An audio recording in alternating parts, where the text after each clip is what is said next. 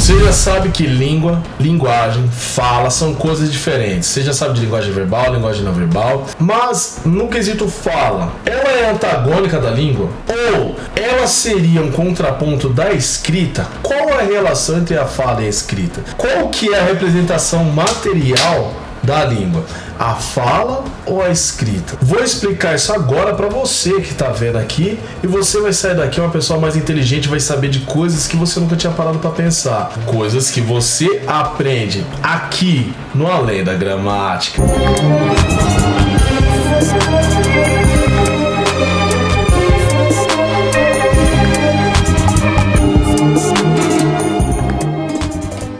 Salve, meus queridos! Bora lá! Língua é uma coisa, linguagem é algo mais abrangente. A fala está dentro da língua. E a escrita, ela é o quê? Não sei. Como eu disse, qual que é a representação material da língua? A fala ou a escrita? Tá com dúvida? Vamos lá. Eu vou começar falando pela escrita, e aí você vai entender que existem momentos em que uma sobressai a outra, e vai te surpreender certas coisas em relação a essas duas coisinhas aí legais aí. Bora lá. Primeira coisa, a língua escrita, ela tem a superioridade em relação à fala em alguns aspectos, dentre os quais eu vou começar por este aqui. Quando você vê uma palavra, você tende a dar mais credibilidade do que se você escutasse. É como se ela fosse registrada. É igual quando você vai num supermercado, você quer a nota fiscal. Sabe aquele lance de comprar fiado? É uma coisa totalmente diferente de você fazer um financiamento com toda a documentação. Então, a nossa sociedade, ela vai pegando que a língua escrita, ela é mais séria, ela é mais credibilizada, e isso não é sem razão. Então, a priori, a primeira coisa, você tende a dar mais credibilidade à língua escrita por você crer que ela é mais formal. Então, olha só, dentro disso ainda, em algumas pessoas, vamos colocar agora dentro do aprendizado, algumas pessoas tendem a aprender melhor aquilo que elas veem do que o que elas escutam. Há pessoas que aprendem de formas diferentes, mas em algumas situações a memória visual ela tende a ser mais forte. E juntando isso com aquilo que nós falamos sobre a força que a nossa sociedade dá à língua escrita. Se formos pegar em memória, em termos de registrar algo, a pior caneta ela registra muito mais do que a melhor memória. Então você tende a fazer anotações. Por quê? Porque isso daí vai fazer com que você ir lá, consulte novamente, e isso daí está registrado, não necessariamente na sua mente, se ficar simplesmente ecoando aquela palavra falada, tá certo? Agora olha só, por que isso é dado? Você primeiro aprende a falar, depois você aprende a escrever. Quando você aprende a falar com seus familiares, com seus pais, é uma coisa leve, uma coisa mais tranquila. Em alguns casos não é tão tranquilo assim não, mas na maioria das vezes é uma coisa mais leve. Quando você vai à escola, começa a formalidade da coisa. Então ali, não necessariamente, claro, você aprende a falar, mas lá na escola, quando você aprende a parte escrita, ali é mais formal. Uma coisa que já instintivamente, automaticamente fica registrada na tua cabeça é: uma pessoa consegue falar exceção, essa pessoa não necessariamente consegue escrever exceção. Então você percebe que a língua escrita ela é mais criteriosa, e dentro disso, olha só, você tem a literatura vastíssima, escrita. Claro, tem a questão dos poemas que são declamados, mas no geral, na literatura escrita, tá? Dicionários. O dicionário ele tem a questão da pronúncia, mas o forte ali é o que? Escrita. Gramática, escrita. Então, tudo pra nós que é formal, tudo pra nós que é sério, que deve ser escrita, tudo é escrita. A gente sempre vai ser pautado por intermédio disso. Nós aprendemos assim. E no passar do tempo, nós tendemos a dar esse tipo de credibilidade por uma simples razão, ou uma das razões, né? A linguagem escrita, ela é extremamente conservadora. Se você for parar para prestar atenção, a forma com que nós falamos hoje é diferente da forma com que nós falamos aí há 5 anos. A forma com que a sociedade fala, algumas gírias novas já apareceram, então a fala, ela é muito dinâmica. Agora, a escrita não. O último acordo ortográfico foi lá em 2009.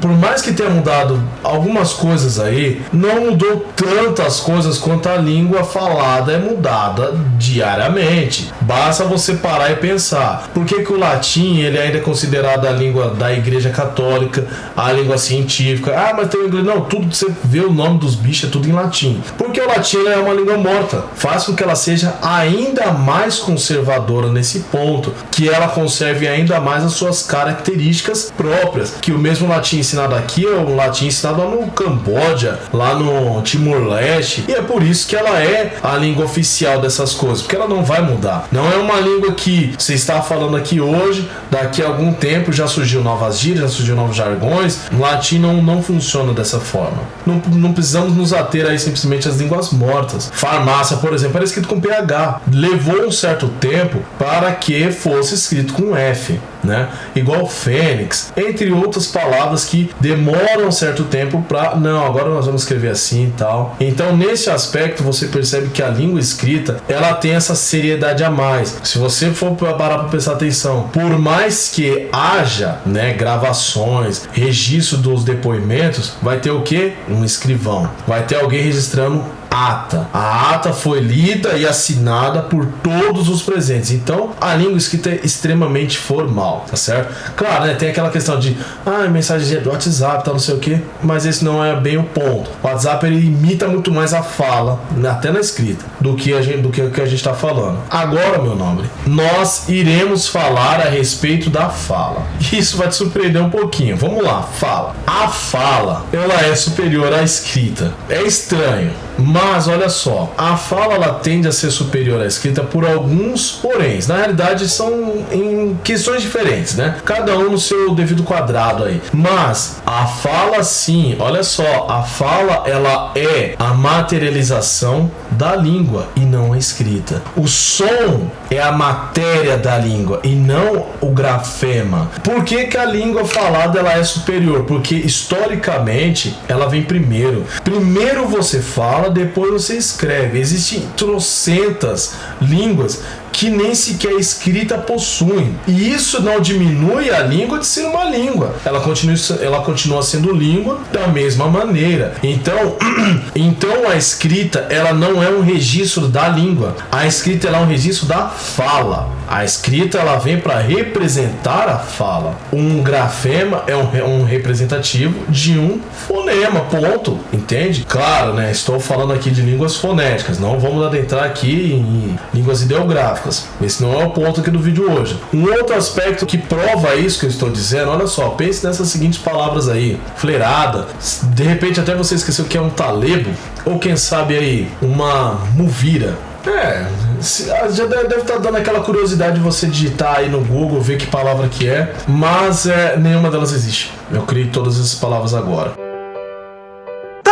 Que é isso? Tem uma área da fonética e da fonologia chamada fonotática. A fonotática nada mais é do que os sons a combinação de sons permitidos dentro de uma língua. Cada língua tem a sua fonotática. Então eu não posso criar uma palavra tipo Washtashiran, que você, ao bater o olho, ao escutar isso, essa palavra não faz parte da minha língua. É automático. As demais deu até uma certa dúvida, mas nenhuma delas existe. Por que ela deu dúvida? Porque a combinação de fonemas ali igual a todas as demais palavras, elas só não existem. Mas o que isso quer dizer? A fala, ela vem representando a realidade, e depois, se houver, a língua ela vem representar a fala e não o oposto. Então por isso que existe até essa disciplina, que é a fonotática. E ainda sobre o aspecto de representação, vou deixar um pouco mais claro, vou fazer um vídeo só sobre isso. No vídeo que eu falei sobre o símbolo linguístico, eu falei que o significante seria a sequência de letras, mas o significante não é a sequência de letras. O significante é algo mais abstrato ainda. O significante é uma sequência de sons, é a imagem acústica que fica na nossa mente. Se eu falar caneta, vai vir na sua mente o objeto, automaticamente vai vir esse som que eu proferi, essa imagem acústica na tua mente. A sequência de letras, C-A-N-E-T-A, caneta, né? É uma parte já mais material e não mais tão abstrata assim. Mas eu vou falar sobre isso em outro vídeo. O que eu quero dizer com isso? A parte material da língua é o som. A escrita ela vem representando a fala. E é como se é como se a fala fosse o ser humano, fosse a coisa, fosse o corpo, e a escrita, ela é o retrato disso. Quando você lê algo, este algo está representando algo que é mais real, e este algo mais real, que seria o corpo, é o som, são a sequência de sons que nós falamos, e essa sequência de sons representa a realidade. Então, nesse ponto, a fala é um espelho da realidade, que é a língua, vamos colocar assim. Olha só para você ter uma ideia, a língua, ela vem representando a realidade, tá certo? A fala é a parte material da língua, e a escrita, ela é o retrato da fala, né? Eu posso, se quiser, eu posso tentar melhor isso daí em outro aspecto, mas é por aí, tá certo? Por fim, olha só, vamos colocar duas situações. A primeira,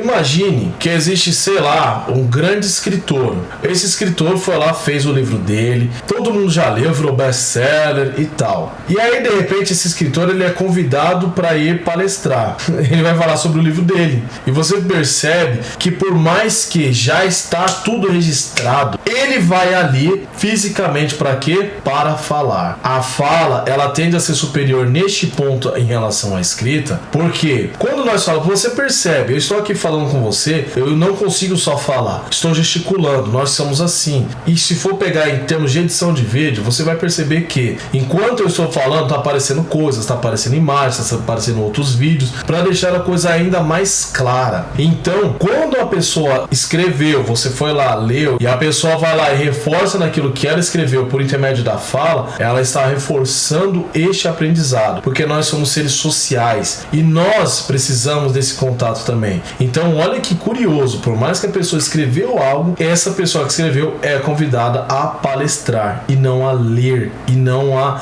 agora nós vamos juntar todo mundo para ler. Não, vai juntar todo mundo para ouvir o cabra lá que tá falando, entendeu? E por fim, por mais que eu tenha falado no aspecto de seriedade da língua escrita, existe algo que foi dito por John Walsh, algo chamado Atos da Fala. Futuramente eu falarei sobre isso. É basicamente o que? Você vai se casar. Olha só que curioso. Você vai lá se casar. Quando você vai se casar, tem uma papelada, tá certo?